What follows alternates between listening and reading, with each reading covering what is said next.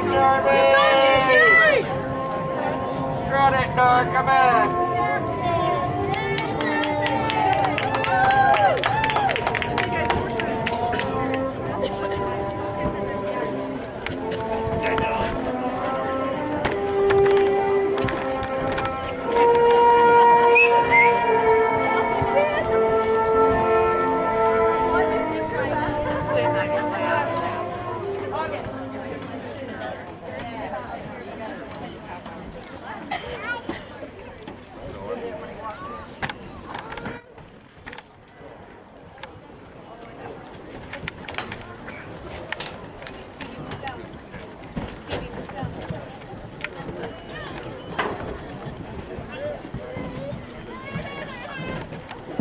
Ladies and gentlemen, would you please stand?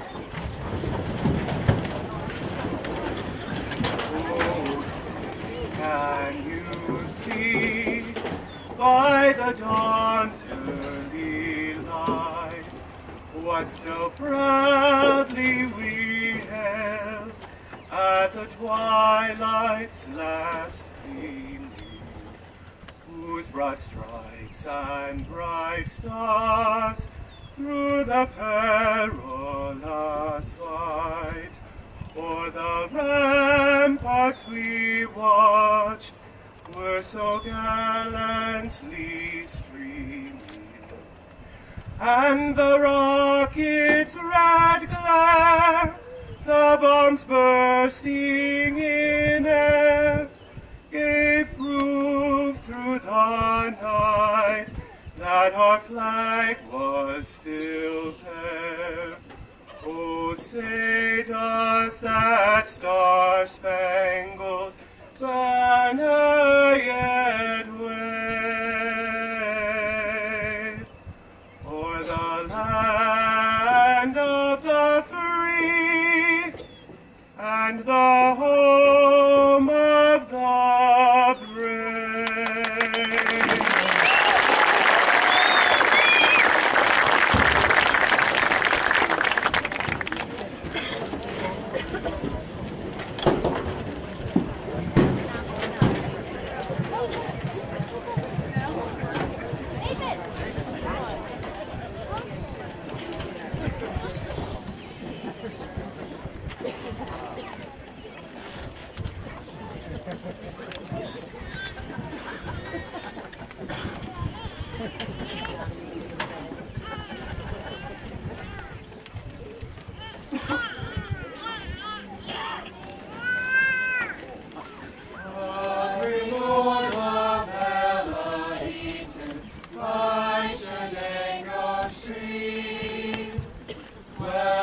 Spirit, alma mater, noble fair supreme.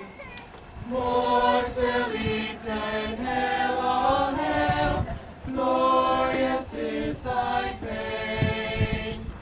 Alma mater, dear forever, blessed be thy name. Morrisville-Eaton, hail, all hail, glorious is thy fame. Alma mater, dear forever, blessed be thy name.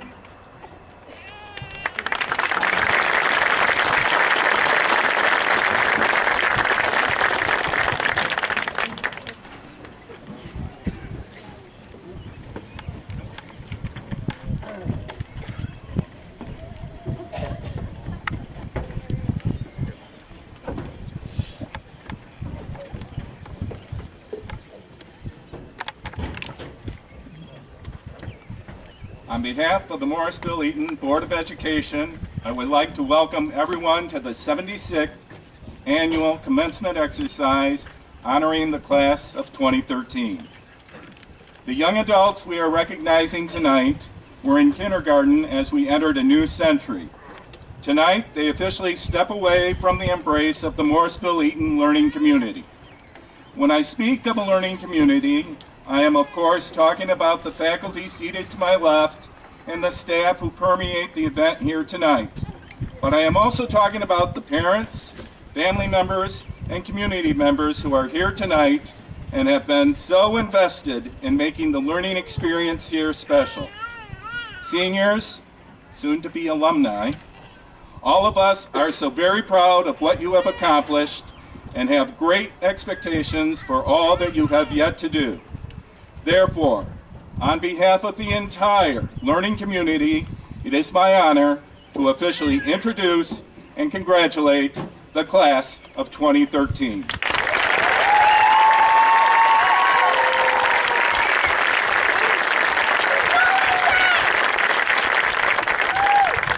Now it is my pleasure to turn the program over to our first commencement speaker, Salutatorian, Miss Jessica Chandler.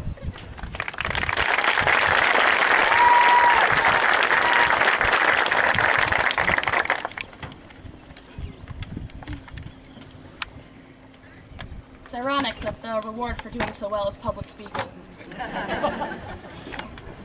Congratulations, today is your day. You're off to great places, you're off and away. You have brains in your heads, you have feet in your shoes. You can steer yourself in any direction you choose. You're on your own, and you know what you know, and you are the only guy who will decide where you go. In case you didn't know, that was the beginning of All the Places You Go by Dr. Seuss. And one of the teachers that we've had the privilege of learning from gave us that as a graduation gift. And last Tuesday, I was sitting at home, and I still had no idea what I wanted to talk about. So I put off working on it and decided to read this book instead because procrastination is something we've all become really good at. So after I had finished reading the book, I knew I had to incorporate it into my speech somehow, because for being a children's story, it's super fitting for all of us as graduates too. From here on out, only we can control what we do with our lives, and our options are endless. No more being told what paths we have to take, and unfortunately, no more being assigned fun video projects. If you haven't had the privilege of watching some of the videos this class has made over the years, you really should. From Brandon unintentionally falling off a stool dressed up as Juliet, to Will chasing David dressed as an old woman and tripping and falling on his skirt, to Haley Brown dressed up as a gangster with cornrows, there are some good ones. This book also acknowledges the fact that the next chapter of our lives may not always be going the way that we want it to. I'm sorry to say, but sadly it's true, that bang-ups and hang-ups can happen to you. You can get all hung up in a prickly perch, and your gang will fly on, and you will be left in a lurch.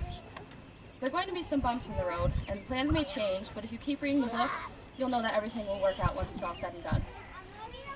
One thing that will always be there for all of us is our families, and it's unlikely that their love and support will change whether we're in high school, away at college, serving our country, or whatever path each one of us takes. If I ever need another bald cap to dress up as a Spanish rapper so I can make a music video, I know my mom won't hesitate to help me out, which that was for another video project. Without all of their support, I don't think each one of us would be up here receiving our diplomas today.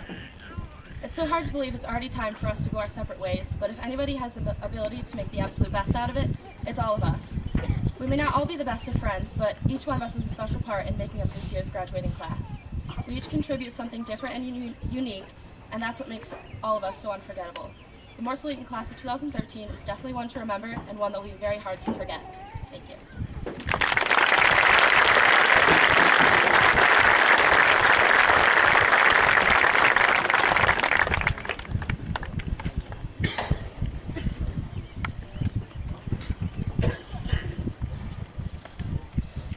At this time, I'd like to welcome Jessica Chandler, Senior Class President, back up to the podium for the presentation of the senior gift.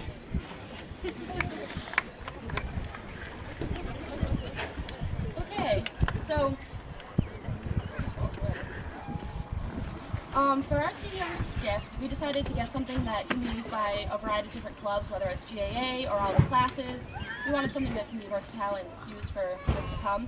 So this year's senior gift is a popcorn machine.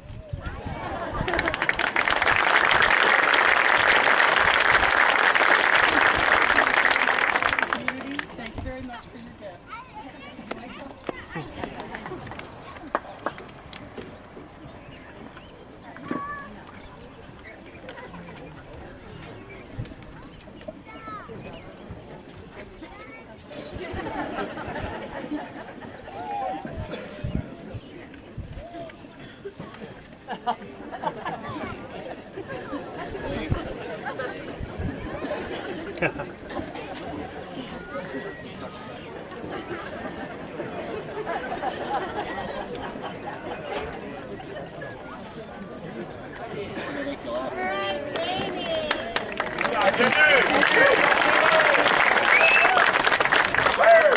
At this time, I'd like to welcome to the podium our valedictorian to give his senior speech, Morgan LeBlanc.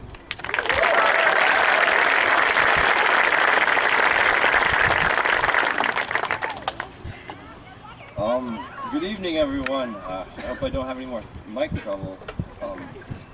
Thank you for all coming tonight. I think I can speak for all of my classmates in saying that we very much have appreciated all of your support throughout the years. Though cliche to say, if not for the support of our friends, family, and teachers, that is to say, you all, we would be lacking in flavor, to use a strange cooking metaphor.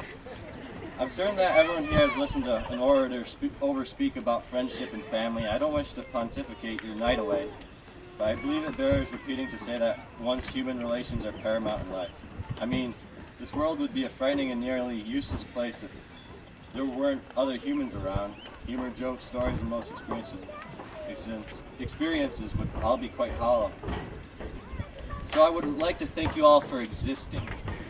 You would all be missed if you disappeared. I will say a few words about family. I think I can continue to speak for my classmates. Hopefully I'm not being too presumptuous. Thank you for putting up with us over the years. Parents, grandparents, siblings, cousins, and friends that aren't family through blood, but rather family in heart. Thank you. I know, considering that we're always around you, that is each of my classmates to his or her respective family. It's only natural that we have the most ridiculous and trivial conflicts sometimes, over senseless things like socks on the ground, or who's to clean up the cat hairball, etc. In light of all this, we really appreciate you and all that you've done for us, and we would be bereft if you all weren't in our lives. So enough of this sentimentalism. I want to talk about my class. What a truly great class I have. Morrisville-Eaton, Harlem Shake, Feather Duster, Man in the Cage. Corey knows what I speak of. Those words, though vague and meaningless to many of you, have a certain significance to some of my classmates. I won't elaborate though. Anyways, you, all my class, the class of 2013, are a very accepting group of people. What is special about you all is that even though you all have different ideas of what's right and wrong, I suppose you could say moral standards, different ideas on what's cool or not, different ideas on what's productive or a waste of time, different character traits and personalities, etc. That is to say, you all have unique ways of looking at this world, and you are all unique yourselves.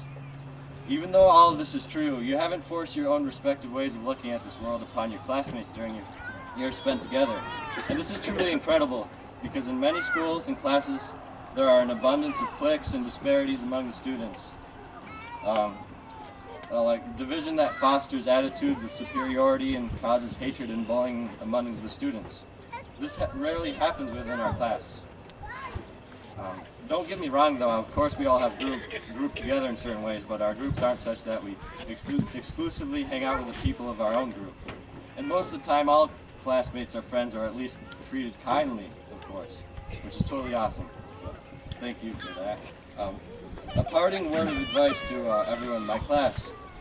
Do something you wouldn't normally do on a regular basis. Better yet, do something that's out of your comfort zone. When you break routine, you allow for new experience to come your way. This is really important because many times we're stuck in stale procedure. Stuck because the same routine will always yield the same thoughts. Stuck because routine is instinctual. Therefore, we become stagnant ourselves, or to use another analogy, we become like a broken record, repeating the same over and over. Routine provides comfort and security in it, and so it's hard to break, but by making it an effort, making it a goal to do something completely random daily, you disrupt your routine. Okay, out of order. I think I'm missing a page. Oh no. Oh no, I got it here. Okay, so yeah, like routine, we have to break away from the pattern of routine. And just do something random. Like once my brother and I decided to have a stinging nettles war. As you can imagine, it was short-lived. My brother ended the skirmish by stuffing a handful of nettles down my shirt. This gave me a rather unpleasant sensation for hours afterwards, but what an experience. We were laughing and suffering for hours afterwards. And the point of this strange anecdote, even seemingly unpleasant experiences can turn out to be fun. That, or they can turn out to be unpleasant. Either way, it makes a good story. So go jump into a cold pond, eat with your left hand if you're right-handed, and vice versa. go on a trek across the Appalachian Trail, take saxophone lessons, I don't know. Anything that you wouldn't normally do. And like school is done for us, and we're forced to leave the security of our long established routines of being here, going to school here.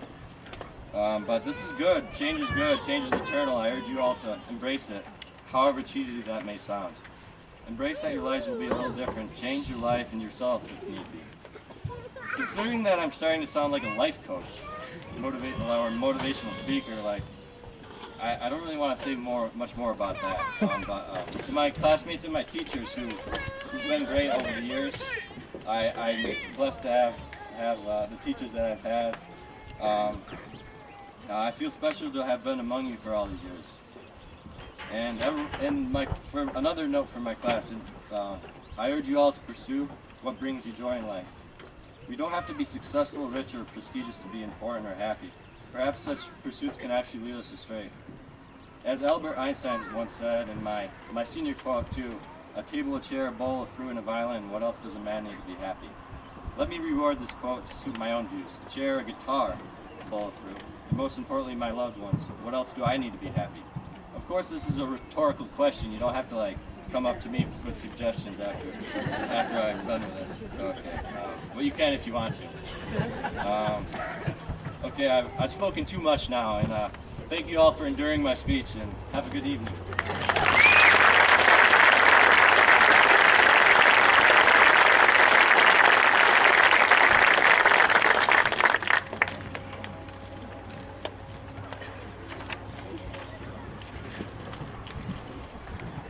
I'd like to invite the senior chorus members to come up and share a song with you.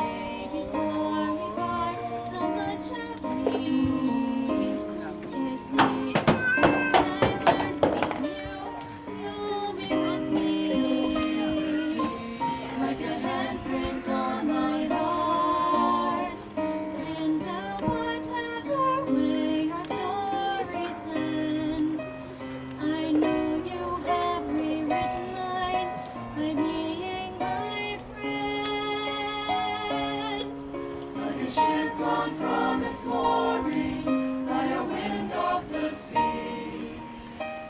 siege of the skyward in a distant wood. Who can say if I've been changed for the better? Because I knew you. Because I knew you. I have been changed for good. And just to clear the air, I ask forgiveness for the things I've done you blamed me for. But then I guess we know there's blame to share, and none of it seems to matter anymore.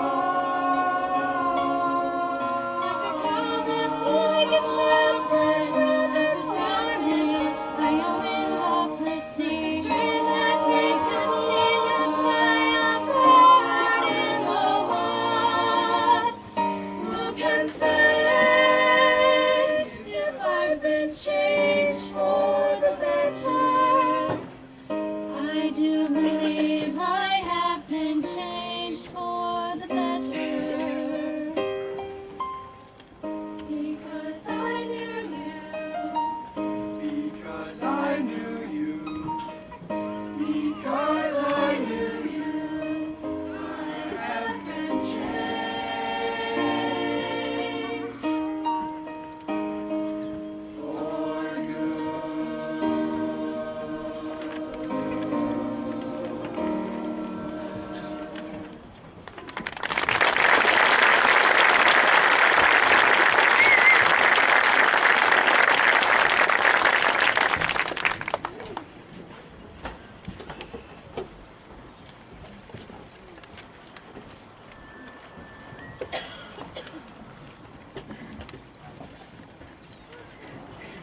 At this time, I would like to welcome Jessica Chandler and Haley Brown, our National Honor Society President and Vice President, to the podium to introduce our commencement speaker.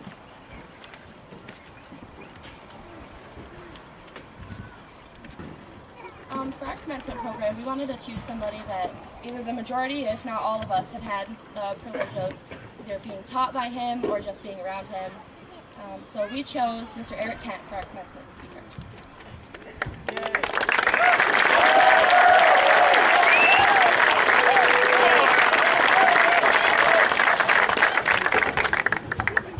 What were you thinking?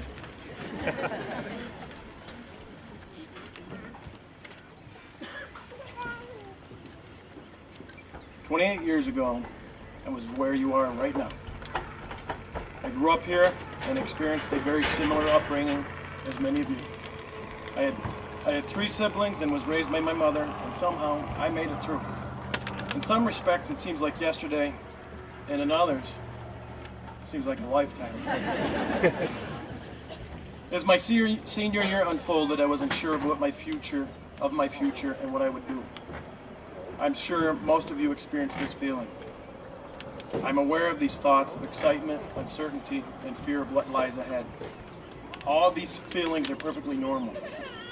If you do not have any of these feelings, you may want to check your pulse. Check it. You are at one of the many crossroads of life, possibly the most important one, because the choices you make now will not only influence your future, but will also impact those around you.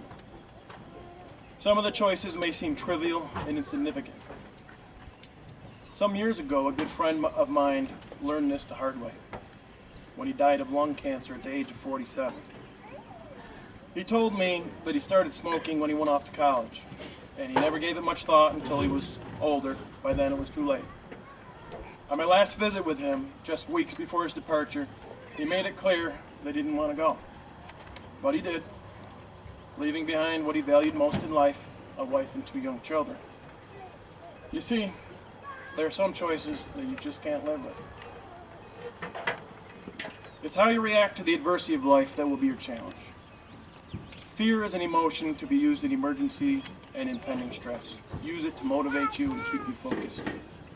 I can think of no better example of how to use fear as a tool than my infantry training at Fort Benning. One of the situations I was trained for was how to react to a near-side ambush. The near side ambush is when your patrol walks into a trap where the enemy is concealed at close range and is waiting for you to walk beside them. In my training, if you froze, you'd be mowed down. If you turned and ran, you would most likely be hit. Guess what they trained us to do? Turn toward the ambush and attack head on. This might seem crazy, but it makes perfect sense. Face the unknown. Face your fears. Don't go down without a fight, and you have a chance. You will not go wrong if you confront and engage with life's challenges. Act on your feelings and use them as tools for the future. A tool that many of you already possess is passion. Passion is bringing more of you into what you do. As I look at the class of 2013, I've already seen great evidence of passion. When I walk through the gym in the morning and I see a puddle of sweat at the foul shooting line, I'm aware and inspired by the passion of the individual who left it. When I hear the guitar being played like Eddie Van Halen, I'm again inspired by the time and energy that it must have taken to learn to play so well. When I hear heavenly voices singing difficult choral pieces, I understand the desire and the passion of the task.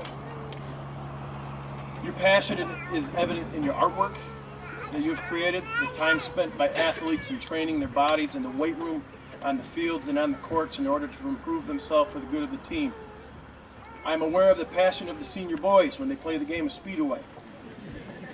Boys, the way you played that game is exactly the way games were meant to be played. Watching you always brought a smile to my face. And lastly, I'm aware of the compassion that you have given to your fellow man by the sweat of your brow in Louisiana for Operation Southern Comfort. All these actions are gifts that no one can ever take away from you. Take this passion with you, it will serve you well. If you are presently someone who does not have a burning desire to achieve something, listen up. Get at least one goal and set it today. Set the bar high and dream big. Even if you fall short, which tends to happen in life, you will still have achieved something, and the journey will be one of which you can be proud of. My saving grace in life came from a single solitary goal of playing college football. That goal alone ended up shaping my adult life, beginning with 4 years in the military and then 5 years of college, which was the path I took to achieve this goal. I was led to a career and a life that I would not change even if I could, all because I set one goal. A goal will start you on a journey of which the ending is by no means certain and often unimaginable. My brother-in-law's story is a perfect example. His senior year here at Morrisville-Eaton, he tore his ACL during a football game. This experience motivated him to become a doctor. During his 12th year of higher education, which he did become a doctor, he realized that he did not want to make this his career.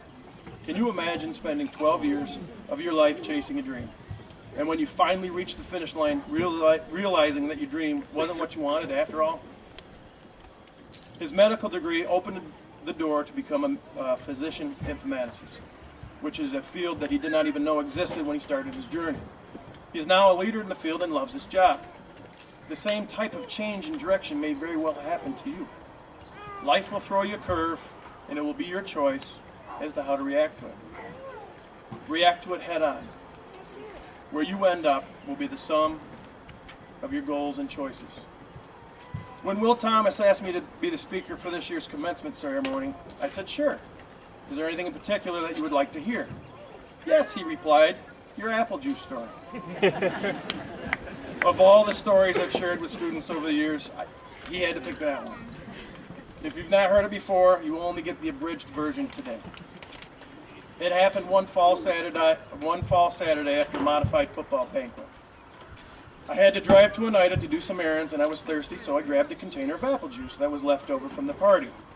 On my drive, I started to drink the juice. And before I realized it, I held in my hand an empty half-gallon jug. Gone before I reached Stockbridge.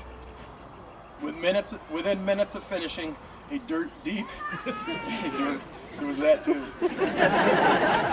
deep gurgling sound brought to my attention the mistake that had been made. My insides began shifting as they had never shifted before, and hopefully will never again. What to do? Most of my family lives in Oneida, so realizing it would be inappropriate and potentially risky to use a public facility, I decided it would be wiser choice to use one of theirs. At the first 2 stops, I discovered that no one was home and the doors were locked, and the thing that I so desperately needed was unavailable. I had almost run out of options. Time was running out. Be nice to me. Time was running out, and the penguin walk wasn't going to work for much longer. On my 3rd and final stop, I found an open door, and the rest, as they say, is history. Life can be a lot like this story. Number 1, your plans can change in an instant. Number 2, you may try different things before you reach an outcome that you'll be happy with. And number 3, if you hold it together with grit and determination and some other stuff, everything will work out in the end. And oh, what a feeling it will be. Talking about life. I'd like to leave you with some advice that I picked up along the way. Continue to bring passion into all that you do. Life will be sweeter. Work ethic, discipline, and respect are 3 things you need to learn. They are far more important than what can be learned from a book. Success is not about how wealthy you become or about the material items that you own. It's about how much you enjoy life by doing the things that you love and sharing your love with those around you. Being a parent, if you choose to be one, is the single most important responsibility in your life. Be the best parent that you can be. A child is life's most precious gift. Stay fit and take care of your body, your mind, and your spirit. Without good health, your quality of life will greatly be diminished. We are not all created equal. Each of us has different strengths and weaknesses, so capitalize your strengths and work on strengthening your weaknesses. It's not just reaching your goals that count, it's about the journey. It's about the journey that you want to take and how you strive to achieve. That will tell the life story that you want to be told. In the end, it's what you see when you look in the mirror that counts and not how the world sees you. Oh, and by the way, laughter and a sense of humor will help along the way. If you're anything like I was at your age, you will most likely insist on learning as you go and end up with your own advice to give, for that is how one grows. Class of 2013, when you are unsure of what to do, charge straight into the fray with your eyes fixed on the prize. And if you go down, dust yourself off, get back up, and rejoin the fight. What other option do you have? Live your life to the fullest, every second of every minute of every day, for you know not when it may be your last. Make yourself better and the world will be a better place because of you. May God bless you, watch over you and guide you on your journey, and may the road rise to meet you. We will miss you and cherish the time we spent watching you grow, and we look forward to the next chapter in your life. Class of 2013, congratulations and good luck.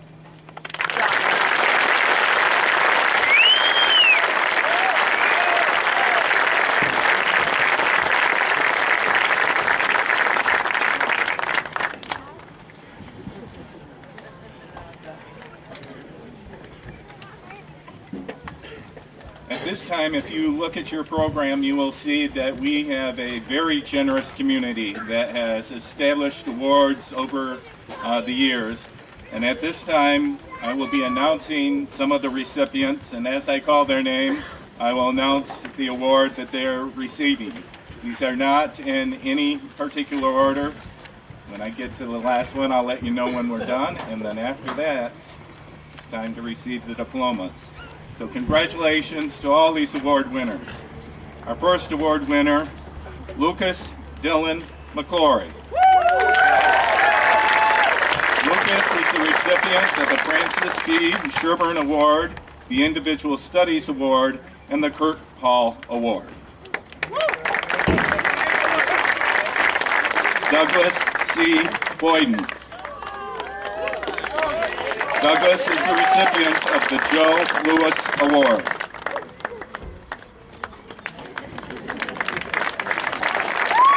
Justice Carol Armstrong.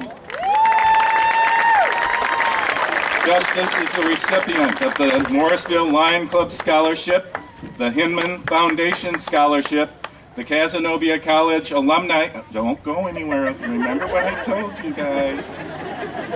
Let me repeat. The Cazenovia College Alumni Scholarship and the Missy Bartlett Award. Justice Armstrong.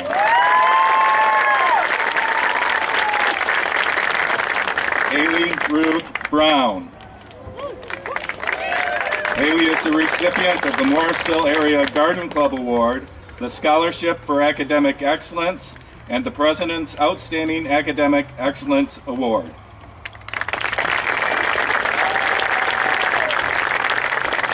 Alexander Robert Lamont Clark. Alex is the recipient of the Both Sports Boosters, the Loretta Cholek Memorial Award, the Morrisville American Legion Award, and the President's Outstanding Academic Excellence Award.